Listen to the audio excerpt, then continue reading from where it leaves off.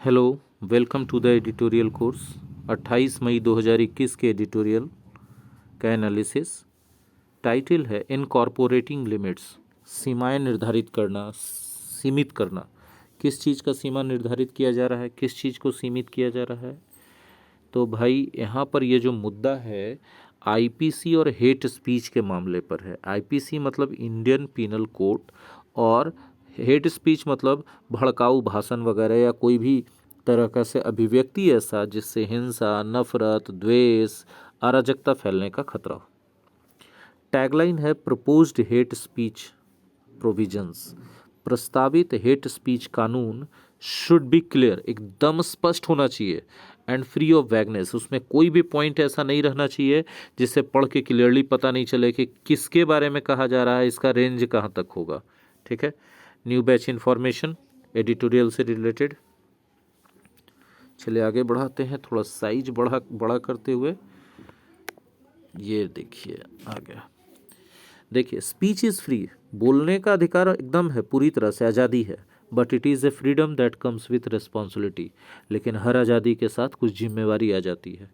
And responsible speech is not just something that does not contain abuse, defamation और incitement to violence. लेकिन एक responsible speech का सिर्फ इतना मतलब नहीं है कि इसमें गालियाँ नहीं होनी चाहिए, इसमें किसी के लिए डिफेमेशन यानी उसको बदनाम या कलंकित करने वाली बातें नहीं होनी चाहिए, और इंसाइटमेंट टू वायलेंस या इसमें ऐसी बात नहीं होनी चाहिए जिसमें हिंसा को भड़काया जाए। ठीक है। सिर्फ इतना नहीं रहने मात्र से किसी भी स्पीच को रेस्पॉन्सिबल स्पीच नहीं कहा जा सकता है। तो किसको कहा जा सकता है, आगे देखिए। It is increasingly seen as expression that tends not to discriminate against और इंसाइट हेडेड towards groups based on race, gender, caste, religious beliefs, sexual orientation, nationality और इमिग्रेशन स्टेटस। ऐसा लगातार देखा जा सकता है। ठीक है ना। It is increasingly seen as expression that tends not to discriminate. ऐसे ऐसे एक्सप्रेशंस अब लगातार बढ़ रहे हैं जो भेदभाव नहीं करते हैं। डिस्क्रिमिनेट अगेंस्ट समथिंग मतलब कोई चीज़ से भेदभाव नहीं करते हैं, और ना इंसाइट हैट्रेड, ना नफरत भड़काते हैं टुवर्ड्स ग्रुप्स, किसी भी समुदाय के प्रति किस चीज़ पर आधारित नफरत नहीं भड़काते हैं, किस चीज़ के प्रति भेदभाव नहीं करते हैं। उनके नस्ल, उनके जाति, उनके लिंग, धार्मिक विश्वास, उनका सेक्सुअल ओरिएंटेशन की स्त्री हैं, पुरुष हैं, क्या है, नेशनलिटी या इमिग्रेशन की किस देश से आए। ठीक है। मतलब इन सब के आधार पर अब भड़काने वाले एक्सप्रेशंस नहीं आ रहे हैं, ऐसा लगातार देखा जा रहा है। ठीक है। The world has moved away from A free speech doctrine based on formal equality among different view points. तो पूरी दुनिया, ठीक है, उस फॉर्मल इक्वलिटी वाले जो डॉक्ट्रिन था फ्री स्पीच का, जो डिफरेंट व्यू पॉइंट्स इसमें था, उससे अब अलग हो चुका है। और अलग होके किधर गया है, टू वन ऐसे व्यू पॉइंट्स की तरफ गया है दैट डिस्करेजेस, जो बढ़ावा नहीं देता है किस चीज़ को, targeting of any vulnerable section, जो किसी कमज़ोर संप्रदाय, समुदाय या किसी कमज़ोर समूह को टारगेट करने को बढ़ावा नहीं देता है। मतलब पूरी दुनिया हेट स्पीच से बढ़ चुकी है आगे। लोग अब पसंद नहीं करते हैं, अप्रूव नहीं करते हैं कि किसी के जाति को, किसी के धर्म को, किसी के धार्मिक आस्था को, किसी के लिंग को, कि पुरुष है, स्त्री है, या फिर गे है, या इस सब चीज़ों को, या किसी के राष्ट्रीयता को, या किसी के भी इमिग्रेशन स्टेटस को, कि वो किस देश से निकल के आपके देश में आया। इस सब के आधार पर आप किसी भी ग्रुप के प्रति ऐसी बातें एक्सप्रेस नहीं कर सकते हैं जिसमें इस सब के आधार पर भेदभाव किया गया हो या इनके खिलाफ हिंसा भड़काने की बात की गई हो। नहीं कर सकते आप। दुनिया इससे अलग हट रही है, अलग अलग हट के वैसे दृष्टिकोण की ओर जा रही है, वैसे व्यू पॉइंट की ओर जा रही है जो व्यू पॉइंट किसी भी वल्नरेबल सेक्शन को टारगेट करने को डिस्करेज कर रहा है कि नहीं, आप किसी भी वल्नरेबल सेक्शन को, किसी भी करीब कमज़ोर समुदाय या संप्रदाय को आप अपने भाषणों के जरिए टारगेट नहीं कर सकते। ऐसे व्यू पॉइंट की ओर दुनिया बढ़ रही है। मतलब दुनिया में लोगों के प्रति भेदभाव खत्म किया जा रहा है धीरे धीरे। The term hate speech and calls for laws that specifically seek to punish it जो टर्म है हेट स्पीच, और वैसे कानून का आह्वान जो खास करके इस चीज को सजा देता हो, किस चीज को, हेट स्पीच के लिए सजा देता हो, arise from this inclusive understanding, ठीक है, इस कंप्लीट अंडरस्टैंडिंग, इंक्लूसिव अंडरस्टैंडिंग मतलब कंप्लीट अंडरस्टैंडिंग से शुरू होता है या उससे पनपता है, जो उस आधार के बारे में है, जो अंडरस्टैंडिंग उस आधार के बारे में है जिस पर स्पीच रेस्ट्रिक्ट किया जाएगा मॉडर्न डेमोक्रेसी में। मतलब कि देखिए, हेट स्पीच आप किसी चीज़ को कहें या उसके खिलाफ कानून लाए, ठीक है, इस चीज़ की ज़रूरत कैसे जागती है, जब आपको इस समझ में आ जाएगा कि किस आधार पर हेट स्पीच दिया जा सकता है, ठीक है, और हेट स्पीच को मॉडर्न साइंस में रेस्ट्रिक्ट किस आधार पर किया जा सकता है, आप यही समझेंगे तभी तो कानून ला पाएंगे इसके खिलाफ। इन दिस बैकड्रॉप, इस संदर्भ में, इस परिप्रेक्ष्य में, the proposal to incorporate provisions, कानून लाने का प्रस्ताव, प्रोविजंस अगेंस्ट व्हाट, किस चीज़ के खिलाफ कानून लाना है, हेट स्पीच के खिलाफ, in the penal law is quite welcome. तब इस संदर्भ में देखा जाए तो हेट स्पीच के खिलाफ जो कानून लाने का प्रस्ताव दिया गया है पीनल लॉ में, वो बिल्कुल स्वागत योग्य चीज़ है। मतलब अभी से पूरा शुरू से अभी तक है कि पूरी दुनिया हेट स्पीच से पीछे हट रही है, धीरे धीरे लोग इसको गलत मान रहे हैं कि किसी भी जाति पर, किसी भी धर्म पर, किसी भी सेक्स या जेंडर के लोगों पर या किसी भी देश के लोगों पर आप ऐसा कटाक्ष या अभिवाद नहीं बोल सकते या किसी भी तरीके से ऐसा चीज़ नहीं कर सकते हैं जिससे उनके प्रति नफरत फैले या उनके प्रति हिंसा फैले। लोग इससे हट रहे हैं, ठीक है, और ये सीधे सीधे इस बात को डिस्करेज कर रहे हैं किसी भी के द्वारा किया जाए तो, कि भाई आप किसी भी वल्नरेबल सेक्शन को आप टारगेट नहीं कर सकते, ठीक है। लेकिन इसके खिलाफ जब आप कानून लाना चाह रहे हैं तो ये कानून कंप्लीट अंडरस्टैंडिंग पर आधारित होना चाहिए। किस चीज़ पर, किस चीज़ के कंप्लीट अंडरस्टैंडिंग पे, तो उस बेसिस का कंप्लीट अंडरस्टैंडिंग, बेसिस मतलब आधार, उस मूलभूत बातों पर के समझ पर आधारित होना चाहिए, जिससे ये पता चले कि स्पीच को कौन सा बात रिस्ट्रिक्ट कर सकता है मॉडर्न डेमोक्रेसी में, आज के प्रजातांत्रिक देशों में जो स्पीच को रिस्ट्रिक्ट कौन कौन सी बातें कर सकती हैं, इसकी समझ आपको है तो आप कानून ला रहे हैं, स्वागत योग्य कदम है। A committee appointed by the union home minister tasked with recommending changes, committee किया गया अपॉइंट किसके द्वारा, यूनियन होम मिनिस्ट्री के द्वारा, और उसको टास्क दिया गया कि आप रिकमेंड कीजिए चेंजेस में, चेंजेस रिकमेंड कीजिए कि क्या क्या परिवर्तन लाया जाए, इसको आप बताइए। किस चीज़ में परिवर्तन लाना है, क्रिमिनल लॉ में, ठीक है। और वो अब कमिटी है इज नाउ सीकिंग, कोशिश कर रही है टू फॉर्मुलेट न्यू प्रोविजंस, नए कानूनों को गठन करने का, that will make hate speech A separate offence, और ये कानून हेट स्पीच को एक अलग जुर्म के रूप में प्रस्तुत करेंगे, दिखाएंगे, ठीक है। The term hate speech may not be used, हो सकता है ऐसा कि हेट स्पीच शब्द को यूज ना किया जाए, but the penal is examining recommendations, लेकिन ये जो पैनल है, जो बनाया गया है पैनल होम मिनिस्ट्री के द्वारा, कमिटी जो बनाया गया है, वो जांच कर रहा है उन रिकमेंडेशंस का, made by the law commission, ठीक है। लॉ कमीशन के द्वारा जो रिकमेंडेशंस दिए गए हैं और एक्सपर्ट कमेटी के द्वारा जो रिकमेंडेशन दिए गए हैं, जिसकी अध्यक्षता कौन कर रहे हैं, टी.के. विश्वनाथन, ठीक है, उसकी जांच कर रहा है हमारा पैनल, ठीक है। और ये रिकमेंडेशन किस बात पे इन लोगों के द्वारा दिया गया, सेक्शन 153C जोड़ने पर, और एक 505A सेक्शन जोड़ा गया है आईपीसी में इनके रिकमेंडेशन के द्वारा। किन के रिकमेंडेशन के द्वारा, लॉ कमीशन के रिकमेंडेशन के द्वारा, एक्सपर्ट कमेटी के रिकमेंडेशन के द्वारा। ये जो लॉ कमीशन और एक्सपर्ट कमेटी है, ये अध्यक्षता कौन कर रहे हैं इसकी, टी.के. विश्वनाथन कर रहे हैं। तो इसके द्वारा रिकमेंडेशन दिया गया कि जो आईपीसी है, इंडियन पीनल कोड है, उसमें धारा 153C और धारा 505 ये जोड़ा जाना चाहिए, और ये दोनों धाराएं हेट स्पीच को एक सेपरेट ऑफेंस के रूप में प्रस्तुत करेंगी, और इस रिकमेंडेशन को जांच किया जा रहा है पैनल के द्वारा। क्लियर है। The proposed section 153C would target speech, 153C जो प्रपोज्ड सेक्शन है वो स्पीच को टारगेट करेगा।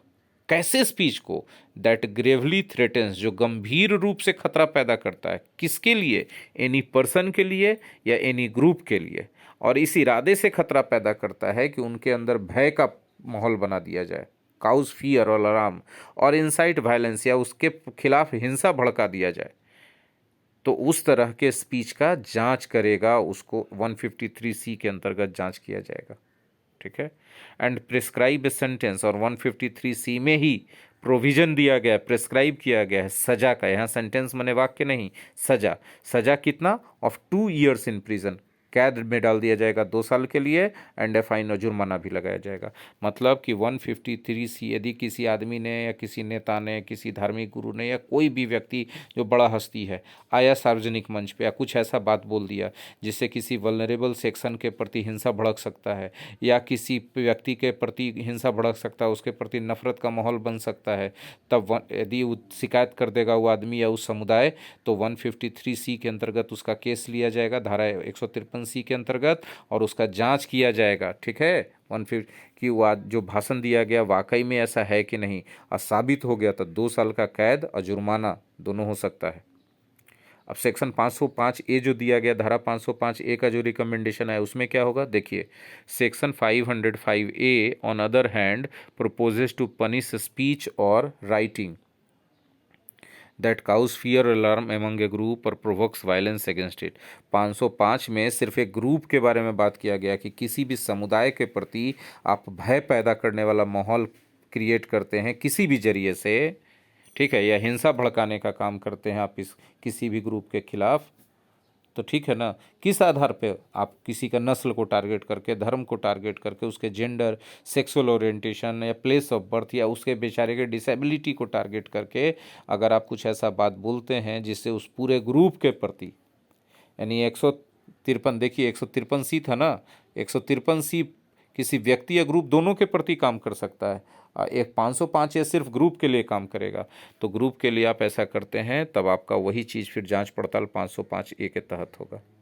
ठीक है। हमको लगता है कि 505A में थोड़ा ज़्यादा ही किया गया होगा सज़ा का प्रावधान।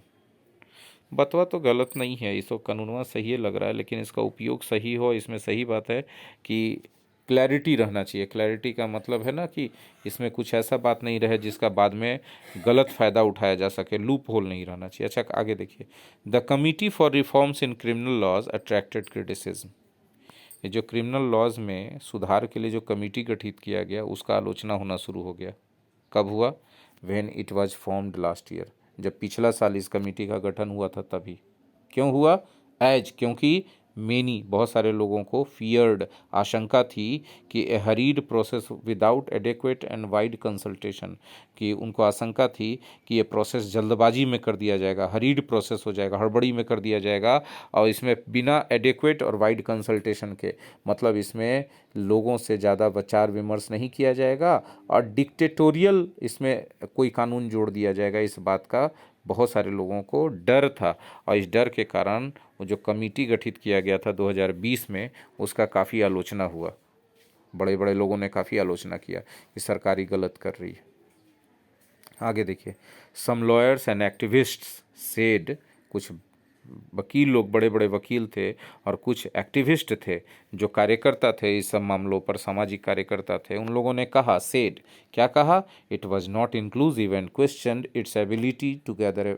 इट वाज नॉट इंक्लूसिव, उन्होंने कहा कि ये जो कमिटी बनाया गया है ये इंक्लूसिव नहीं है, मतलब इसमें हर तरह के सेक्शन से लोगों को इस कमेटी में शामिल किया जाना चाहिए था, तो इसमें सब लोगों को शामिल नहीं किया गया है। एंड क्वेश्चन इट्स एबिलिटी, और इस कमेटी के योग्यता पर भी सवाल पैदा कर दिया।